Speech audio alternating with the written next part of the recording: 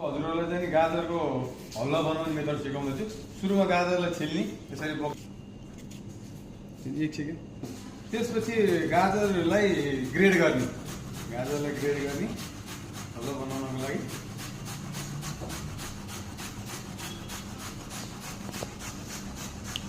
आवश्यक अनुसार मैले 4 किलो गाजरको हलुवा बनाउँदैछु। त्यसको लागि चाहिँ मैले 4 स्पुन घिउ राखिरहेको छु।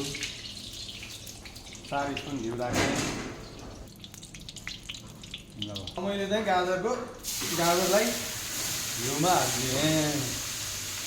4 किलो गाजरको बनाउँदैछु। राखेँ त केही भन्नु पर्यो।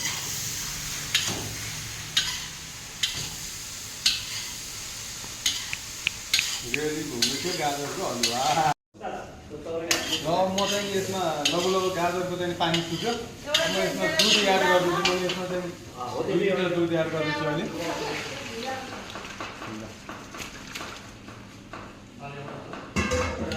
अब यो दुध नसुकुन्जेलसम्म यसलाई पकाउनु पर्यो। मैले यसलाई लगभग 45 देखि 50 मिनट यो हिटमा पकाएँ।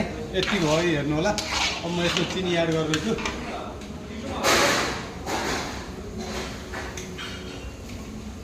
मैले यसमा चिनी 2 कप एड गरेँ।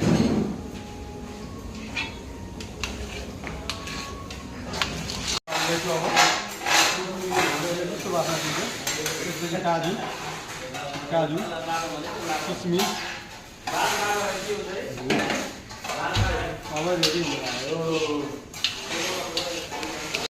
हलुवा एकपल्ट चेक गरिदिनु न हजुरले कस्तो भयो। गाजरको हलुवा हो? हजुर गाजरको हलुवा बनाएको।